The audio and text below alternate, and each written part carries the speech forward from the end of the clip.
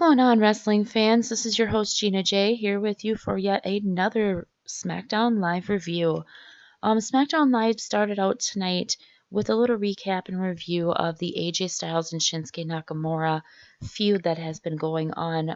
There is a match tonight, AJ Styles versus Shinsuke Nakamura, and the winner gets to choose the stipulation for Money in the Bank. So they kind of just give us a little recap, kind of refresh our mind about what has all happened so far. Actually, in the ring, Daniel Bryan comes out for the first actual in-ring interview, promo, whatever you want to call it. As soon as Daniel Bryan comes out, he comes out to a huge pop. That crowd is chanting like crazy during his entire interview with Renee Young, and they can't even get 2 words out. The interview is pretty much squashed just because of the crowd, but that's what makes it amazing. When Daniel Bryan comes out, that crowd pops so much, and it brings the whole ambience and the whole environment of SmackDown Live. It brings it all up. Like, the crowd just gets so pumped up, and people at home get so pumped up. So it's always amazing when they started out with Daniel Bryan.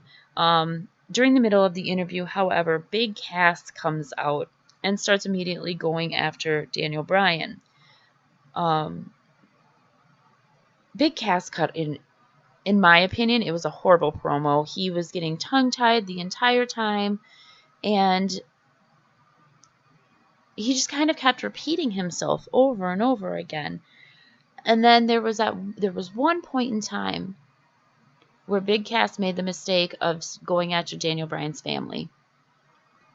He said something along the lines of Daniel Bryan should retire, go home to be a stay-at-home dad so that Brie can wear the pants in the family. Right after this, Big Cass thinks that he can get into the ring to intimidate Daniel Bryan.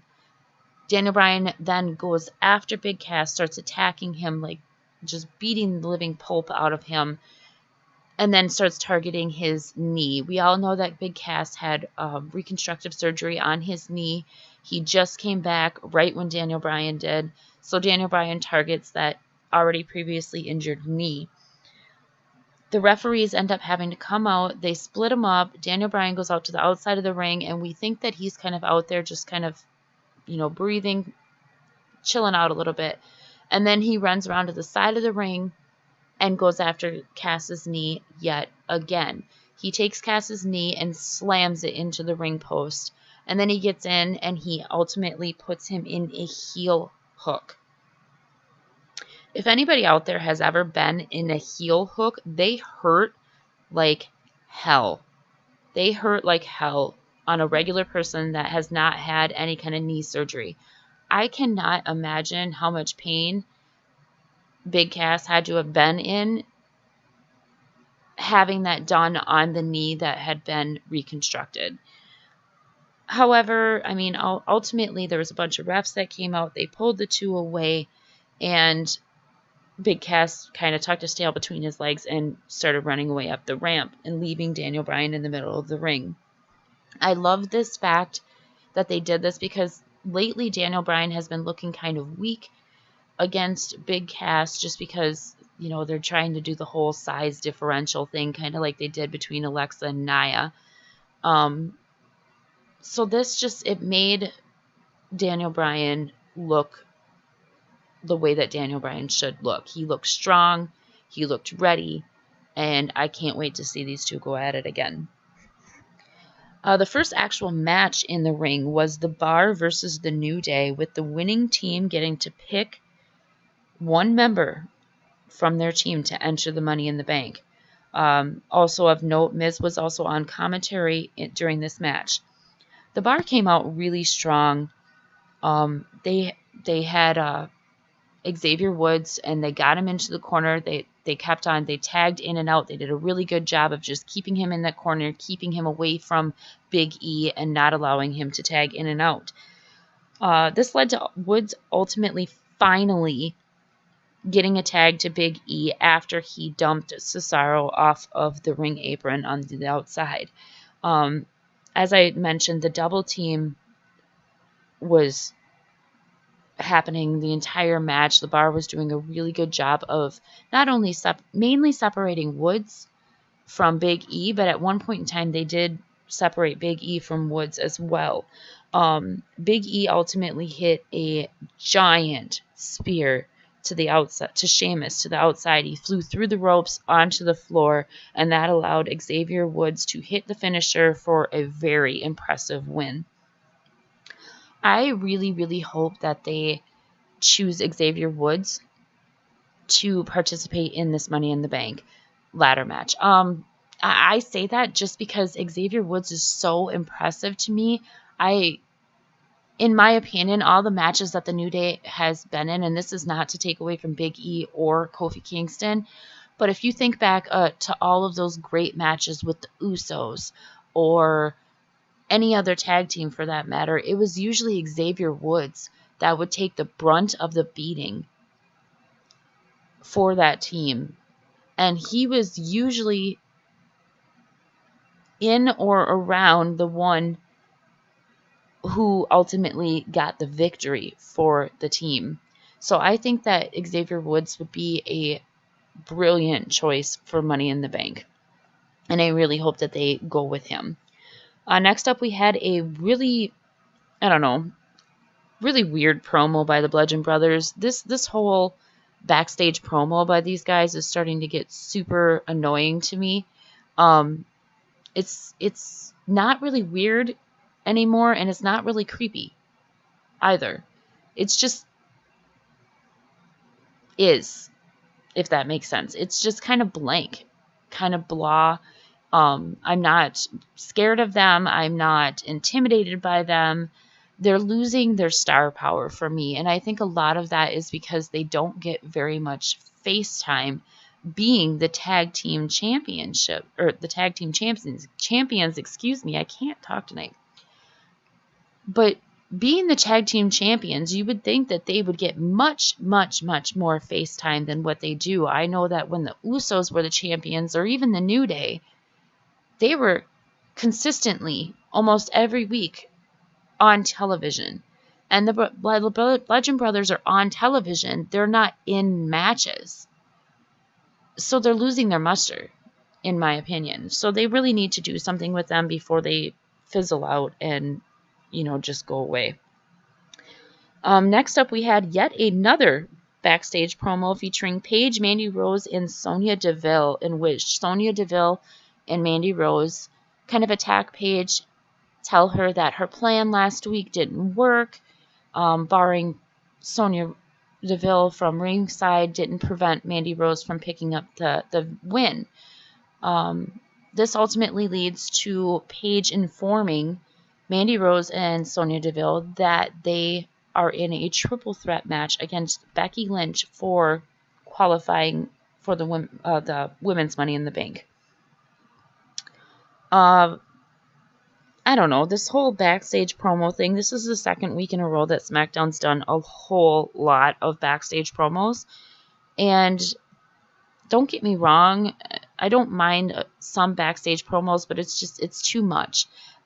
In my opinion, if you combine all these backstage promos that they're doing, they could have one more match in there for us, Anyways, moving on. Next up, they had, again, yet another backstage interview with Renee Young and AJ Styles, in which they discussed the winner of tonight's match choosing the stipulation for Money in the Bank. AJ Styles, he cut a very good promo, and I wouldn't expect anything less from AJ Styles. Not only is he great in ring, he's great on the mic, he's just great all around, so you don't expect anything less than a great promo from the guy. Next up, we had the debut of Andrade Cien Almas with Selena Vega, and he went up against, I don't want to call this guy a jobber, because I'm not too familiar with British wrestling, and I don't want to call him a jobber because I don't want to offend anybody if he's like a big name in British wrestling. But his name is Jake Constantino, and it was it was a pretty good match. I mean, Andrade Cien Almas came out strong. I didn't really anticipate anything less. Even though I don't really like his whole persona, and the fact that Selena Vega interferes with a lot of his matches, I still cannot deny the fact that the guy is super talented in the ring, and he showed it. He came out, he showed all of his talents. He did not have to rely on Vega at all, which I really like that. He ultimately won with a hammerlock DDT, and after that, Zelina Vega cuts an amazing promo. This woman is just pure fire, pure straight fire. They could not have chose a better mouthpiece for Almas, in my opinion. She is amazing, and I can't wait to see what they do with her further. I really hope that I do see her in her own matches as well, and not just as the mouthpiece for Almas, because I think that she's proven that she's probably one of the best women wrestlers that they have on the main roster, in my opinion. But she hasn't been able to show it yet. I seen that, on NXT when she wrestled Candice LeRae, right? Her last NXT episode, actually. But you can see how amazing of a wrestler she is anytime that she's in the ring. Even when she's in there, against a guy trying to help out Almas. She's amazing. And I really hope that they capitalize on her and use her. Next up, we had yet another backstage promo with Rusev Day. This was a nice little backstage promo in which we found out that Lana actually has a qualifying match next week against Billie Kay for the Money in the Bank ladder match. I really hope that Lana wins this qualifying match, not only because I'm not a big fan of Billie Kay, but because I think that she's earned another opportunity, if that makes sense. I know that she came out at first and she really needed a lot of work, but I did notice during the mixed match challenge that it seems like she has gotten a little bit better in ring. So I'm kind of looking forward to see next week what she can bring. We then had the Melibration, which began with a royal introduction for Carmella. I would not anticipate the WWE to do anything less than this when they are in London. It's tacky, it's corny, it's WWE written all over it. She comes out and she has this, no matter how much I can't stand her incessant screaming in the ring, I cannot take away from the fact that she has that mean girl gimmick down perfectly. And she has it down so perfectly that it makes me hate her. I despise this girl. And she's doing her job. It makes me really, it doesn't make me upset, but I mean, she's doing her job. She's making me hate her, which is what she is supposed to do as a heel. And as much as it pains me to say, Billie Kay and Peyton Royce are doing the exact same job, with the Iconics. They are making me hate them with this mean girl gimmick. And it's working. They're doing it. She comes out and she makes fun of the royal baby and the family along with the fans. She says that she's better than everybody on the roster. She's even better than Trish Stratus and Lita combined. And as soon as she says this triggers Paige to come out and announce Mella's opponent for Money in the Bank, which is none other than the Empress of Tomorrow, Asuka. I can't wait to see this match. I really hope that they give Asuka the championship, not to take away from Carmella. She's been doing a great job as a heel champion. I just really think that Asuka deserves a chance to pursue that championship, and I would much rather personally see Asuka as champion than Carmella, but that's just my personal opinion. After this, we have yet another, now you guys see what I'm talking about with all these interviews. We had another backstage interview with Renee Young and Shinsuke Nakamura. Shinsuke Nakamura cuts a great promo, which he talks about dishonoring AJ Styles. He says that he's going to give him multiple knees to face, which is going to break his cheekbones and his nose. And after he dishonors AJ Styles, he's going to take his title. It was a great promo, and I really wouldn't expect anything less than than that from Shinsuke Nakamura. His promos have been just fantastic lately. They've been funny, but yet they've gone straight to the point. The whole no speak English thing, which they touched a little bit on tonight, as far as him saying that he didn't understand certain things that Renee was saying, but that whole persona and that whole attitude that Shinsuke has taken on is working. It's not only funny, but it is getting him over as a heel. So great. I love it all. Next up, we had the triple threat with Becky Lynch, Mandy Rose, and Sonya Deville. On a side note here, I do have to mention, I know last week I really ragged on Mandy Rose's entrance, saying that she looked extremely robotic. And to add to that, this week it was a little bit better for me. It was still a little bit robotic, but it was much more fluent. Her movements were much more fluent than they were last week. So it is getting a lot better. This match brought a lot of back and forth action going on. It started out with Rose and Deville teaming up against Becky Lynch, which none of us would expect anything less. But being a triple threat, Rose ultimately turned on Deville, which kind of got them going. And then after that, it was much more of a three-way back and forth battle than a 2-on-1. This match ultimately ended up with Lynch gaining the upper hand and, Lynch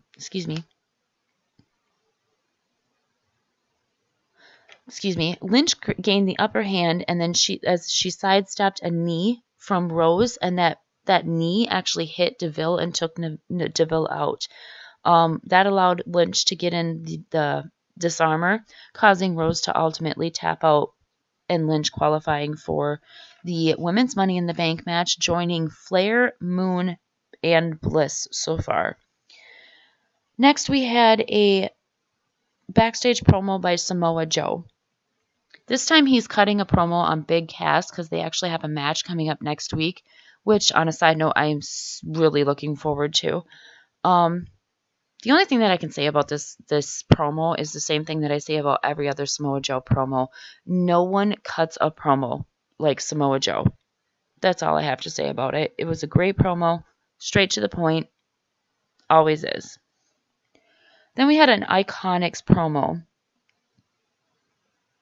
I really don't like these guys. Like, I know that I just gave them props saying that they're making me hate them, and they are. They're doing their job. They're making me hate them, but I just really don't like them. But in the promo, Billie Kay and Peyton Royce are kind of going back and forth talking about how great Billie Kay is and how she's going to win next week.